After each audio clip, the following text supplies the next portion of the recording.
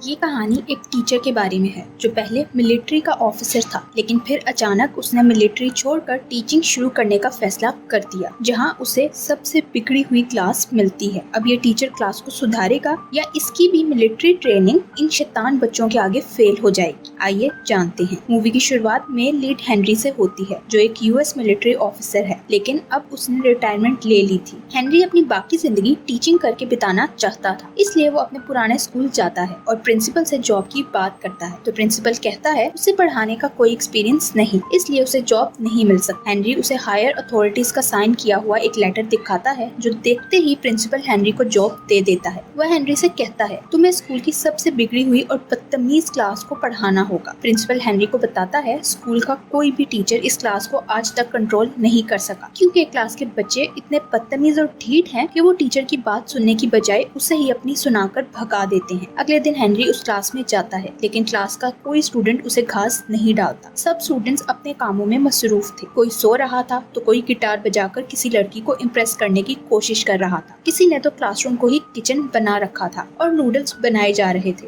Henry को जब कोई मुंह नहीं लगाता तो वो खुद ही ढीठ बनकर स्टूडेंट्स के पास जाकर उनके कामों पर कमेंट करने लगता है। नूडल्स बनाने वाले को वो कहता है कि वो नूडल्स सही से नहीं बना रहा और फिर गेम खेलने वाले स्टूडेंट्स पर कमेंट करता है। इस तरह हेनरी सब स्टूडेंट्स का ध्यान अपनी तरफ करने में कामयाब हो जाता है। फिर हेनरी उनसे अपना इंट्रोडक्शन करवाते हुए बोर्ड पर अपना नाम और फोन नंबर लिखता है। स्टूडेंट्स उसकी हैंड राइटिंग देखकर हंसने लगते हैं और उसका मजाक उड़ाते हैं। एक स्टूडेंट हेनरी को उसके मोबाइल पर कॉल करके यहाँ से चुपचाप जाने का कहता है, लेकिन हेनरी उन्हें उन्हीं के अंदाज में ट्रीट करते हुए इस बात को मजाक में उड़ा देता है। सब स्टूडेंट्स फिर से उसे इग्नोर करके अपने कामों में लग जाते हैं, जिस पर हेनरी एक चौक उठाकर क्लास में लगे फायर स्टीम पर मारता है, जिस कारण क्लास के सब स्टूडेंट्स भीग जाते हैं। हेनरी की इस हरकत से स्टूडेंट्स एक बार फिर हेनरी की तरफ ध्यान देते हैं, जो उन्हें वेलकम कहता है। हेनरी आहिस्ता आहिस्ता समझ रहा था कि उसे इस बिगड़ी हुई क्लास को कैसे सुधारना है। क्लास खत्म होने के बाद क्लास में सबसे कम मार्क्स लेने वाले बैक बेंचर्स का एक ग्रुप सिगरेट पीने के लिए स्कूल के स्पोर्ट्स रूम में जाता है। इस ग्रुप के लीडर जैक को अपने से सीनियर क्लास की एक लड़की पर क्रश था। वो अपने मोबाइल में उसी लड़की की फोटो देख रहा था जब अचानक उसका एक दोस्त उसके हाथ से मोबाइल छीन कर बाकी सब दोस्तों को दिखाता है। ये देखकर उसके दोस्त उसका मजाक उड़ाने लगते हैं। तभी वहाँ स्कूल की बास्केटबॉल टीम के प्लेयर्स आते हैं और वो जैक को देखकर उसका मजाक उड़ाते हैं, क्योंकि जैक गरीब था और इन दोनों ग्रुप्स की आपस में दुश्मनी भी थी। अगले सीन में बास्केटबॉल टीम प्रैक्टिस कर रही थी जब जैक उनसे बदला लेने के लिए ग्राउंड में एक बोतल फेंक देता है, जिस कारण टीम का कैप्टन गिर जाता है। उसे गिरता देखकर जैक और उसके दोस्त उस पर हंसने लगते हैं, लेकिन उसकी इंग्लिश टीचर ने उन्हें ये करता देख लिया था, इसलिए वो सबको सजा देती है। वो लोग सजा से बचने के लिए टीचर के साथ एक शरारत करते हैं और उसके टेबल पर पानी फेंक देते हैं। टीचर अपने टेबल को साफ करने लगती है तो जैक और उसके दोस्त इस बात का फायदा उठाकर वहाँ से भाग निकलते हैं। दूसरी तरफ स्कूल का प्रिंसिपल परेशान था कि उसके स्कूल की रेपुटेशन काफी खराब हो रही थी, जिस कारण एजुकेशन बोर्ड स्कूल को देने वाले फंड्स में से 20% कटौती करने लगा था। एजुकेशन बोर्ड से कुछ लोग स्कूल भी आए थे ताकि वो चेक कर सकें कि स्कूल कैसे चलाया जा रहा है और फंडिंग को कैसे इस्तेमाल किया जाता है। इधर हेनरी अपनी क्लास में जाता है, जहाँ स्टूडेंट्स ने उसके साथ प्रैंक करने के लिए रूम के दरवाजे के ऊपर पानी का एक टब रखा था। हेनरी जैसे ही दरवाजा खोलता है तो उस गिरते हुए टब को अपने बाजू से किक लगाकर दूर फेंक देता है, जिसे देखकर सब स्टूडेंट्स हैरान हो जाते हैं। फिर हेनरी उन्हें पढ़ाना शुरू करता है, लेकिन पढ़ने के दौरान अचानक हेनरी जैक के पास जाकर उसे सिगरेट का पैकेट मांगता है, क्योंकि उसे अंदाजा था जैक सिगरेट जरूर पीता होगा। जैक उसे अपना सिगरेट का पैकेट निकाल कर देता है, जिसमें से एक सिगरेट निकाल कर हेनरी एक स्टूडेंट से पूछता है सिगरेट में कौन कौन सी चीजें इस्तेमाल की जाती हैं। हेनरी उसे कहता है अगर तुमने इस सवाल का सही जवाब दे दिया तो तुम आज ही क्लास स्किप कर सकते हो। वो स्टूडेंट हेनरी को ठीक जवाब बता देता है और साथ ही उसे एक टिप भी देता है कि अगर वो लोग इसे पेपर में बनाकर पिए तो ज्यादा मजा आएगा। हेनरी उसे क्लास स्किप करने के लिए बाहर भेज देता है। ये देखकर बाकी स्टूडेंट्स अपने डेस्क को बजाकर प्रोटेस्ट करते हैं कि हमें भी क्लास स्किप करने का मौका दिया जाए। हेनरी उन सब स्टूडेंट्स को एक एक सिगरेट देता है और उनसे पूछता है सिगरेट पीने के क्या साइड इफेक्ट्स हैं, लेकिन कोई स्टूडेंट कुछ नहीं बताता। फिर हेनरी उन्हें सिगरेट पीने के साइड इफेक्ट्स बताता है और कहता है सिगरेट पीने से हमारे फेफड़े खराब होते हैं। और आज पहली बार सब स्टूडेंट्स ध्यान से चुप होकर उसकी बात सुन रहे थे। बेल की आवाज पर हेनरी सब स्टूडेंट से सिगरेट वापस ले लेता है तो ना चाहते हुए जैक और उसके ग्रुप को भी सिगरेट वापस करने पड़ते हैं। जैक अपने ग्रुप के साथ कैफेटेरिया में बैठा था जब बास्केटबॉल टीम का कैप्टन जैक के एक दोस्त को धक्का देकर गिरा देता है। बस फिर क्या था, इन्हें लड़ने का मौका मिल जाता है और और दोनों ग्रुप्स में खूब लड़ाई होती है। दोनों ग्रुप्स एक दूसरे पर चेयर्स और टेबल तक फेंकने से बाज नहीं आते। इस लड़ाई की वजह से जैक को उसके पूरे ग्रुप को कुछ दिनों के लिए स्कूल से सस्पेंड कर दिया जाता है, क्योंकि स्कूल अथॉरिटी की नजर में जैक का ग्रुप ही लड़ाई शुरू करने का जिम्मेदार था। हेनरी प्रिंसिपल के ऑफिस से बाहर आता है तो उसे जैक अभी तक उस दूसरे ग्रुप के साथ लड़ता नजर आता है, जो देखकर हेनरी उसके पास जाकर उसे शांत रहने का कहता है। जैक उसे कहता है, इस स्कूल में कभी उन अमीर बच्चों को सजा नहीं दी,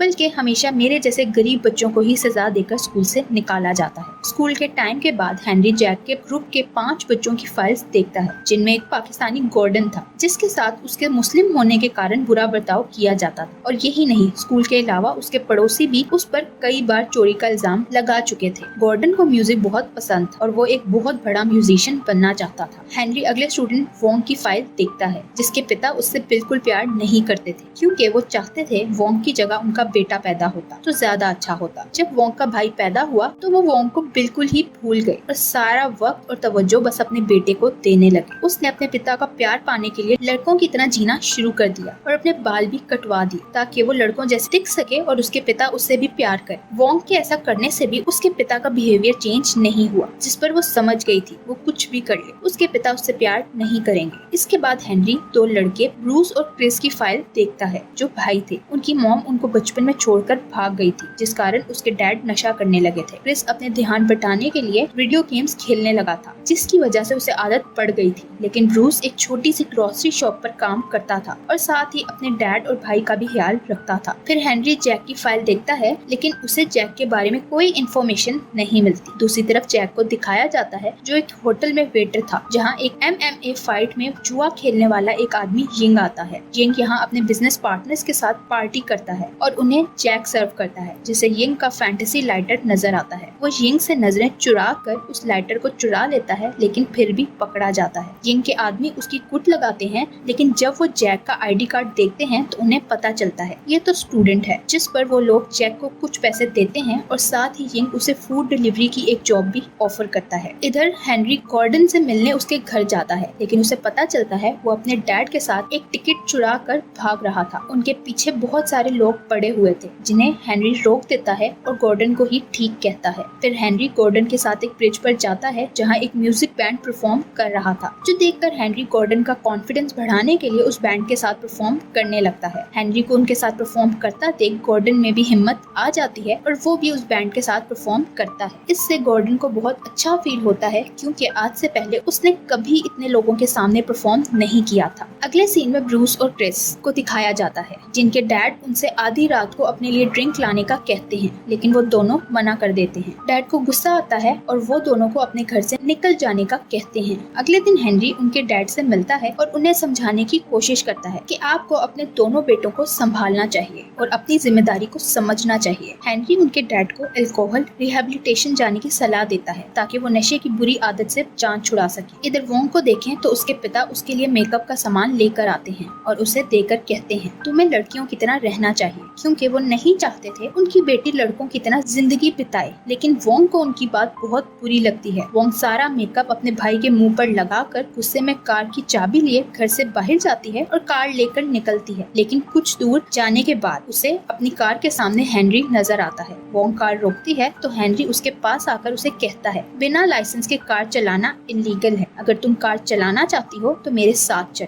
हेनरी उसे लेकर रेस करवाने के लिए जाता है, जहां उसने वोंग के पिता को भी बुलाया था। हेनरी उन दोनों के बीच रेस करवाता है तो दोनों ही रेस में एक दूसरे को हराने की कोशिश में ट्रैक से बाहर चले जाते हैं। ट्रैक से बाहर जाते ही एक ट्रक वोंग की कार के ऊपर चढ़ जाता है, जिस कारण वो घबरा जाती है। ये देखकर उसके पिता भी रोने लगते हैं, क्योंकि उन्हें लगा था वोंग मर चुकी है। अपने पिता को रोता देखकर वोंग समझ जाती है वो उससे भी बहुत प्यार करते हैं और वो तुरंत भागकर उनके पास आती है और उन्हें गले लगा लेती है। कुछ दिन बाद क्रिस और ब्रूस एक ग्रुप के साथ अल्कोहल से रिकवर होने वाले एक आदमी का इंटरव्यू लेने के लिए जाते हैं, लेकिन वहाँ जाकर उन्हें पता चलता है रिकवर होने वाला कोई और नहीं बल्कि उन्हीं का पिता है। इंटरव्यू लेते हुए एक स्टूडेंट उनसे पूछता है, आपने शराब क्यों पीना शुरू किया? जिस पर वो बताते हैं वो अपनी पत्नी से बहुत प्यार करते थे, लेकिन वो उन्हें उनकी जिंदगी के सबसे मुश्किल वक्त में छोड़कर किसी और के साथ भाग गई, इसलिए उन्होंने शराब पीना शुरू किया था। वो इंटरव्यू लेने वाले स्टूडेंट को ये तो नहीं बताते कि यहाँ आए क्रिस और ब्रूस उन्हीं के बेटे हैं, लेकिन वो अपने बेटों से माफी मांगते हैं, जिस पर वो दोनों रोने लगते हैं।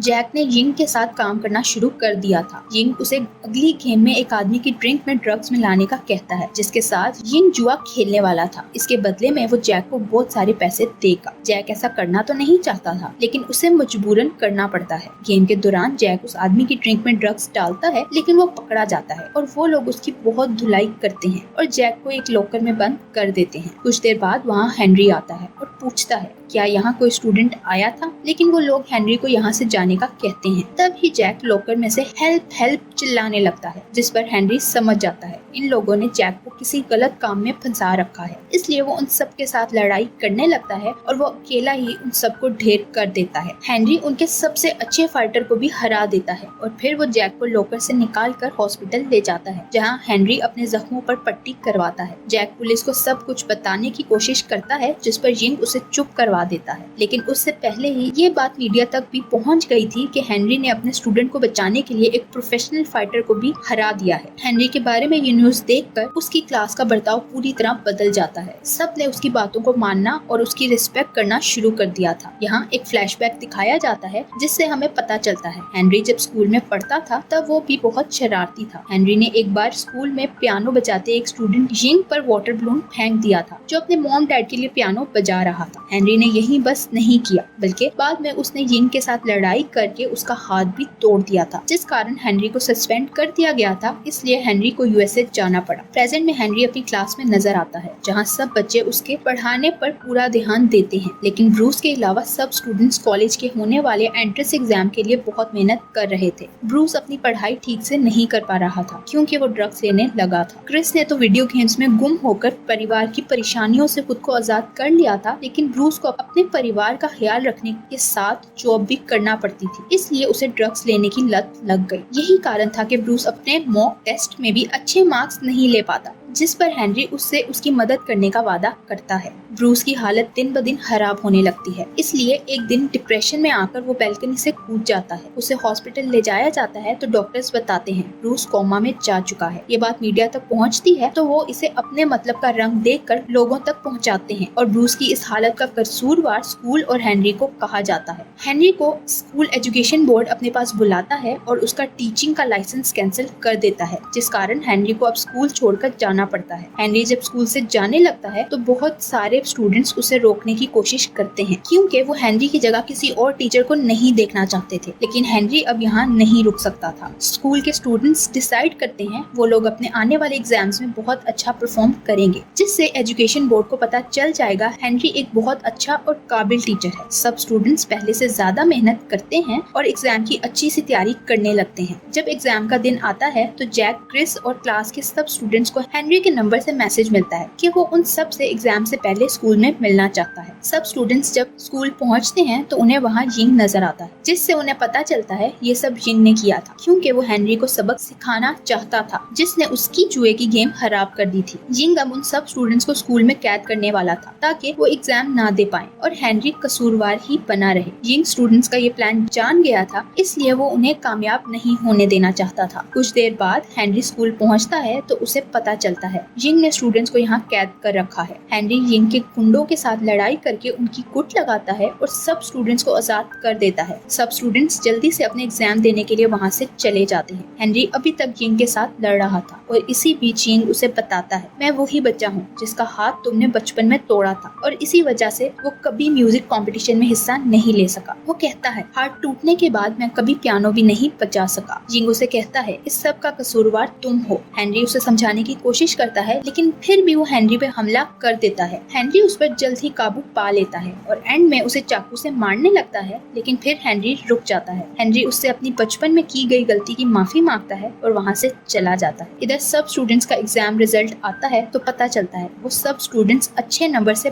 पास हो गए थे, जिस कारण उनके स्कूल की रेपुटेशन भी अच्छी हो जाती है और उनका स्कूल हाई रैंक पर पहुंच जाता है। अच्छे रिजल्ट्स देखकर एजुकेशन बोर्ड भी स्कूल को 20% एक्स्ट्रा फंड्स देता है, जिस पर प्रिंसिपल बहुत खुश होता है। यिंग को देखें तो उसने दोबारा पियानो बजाना शुरू कर दिया था। ब्रूस भी आहिस्ता आहिस्ता ठीक हो रहा था, इसलिए वो वादा करता है मैं अगली बार ज्यादा मेहनत करके एंट्रेंस एग्जाम जरूर दूंगा। अगले सीन में हेनरी को दिखाया जाता है जिसे स्कूल वापस बुला लिया गया था। हेनरी अपने अगले बैच के स्टूडेंट्स की भी अटेंशन लेने के लिए उन पर फायर स्ट्रीम की बारिश करता है और यही ये मूवी हैप्पी एंडिंग के साथ एंड हो जाती है। Thank you for watching.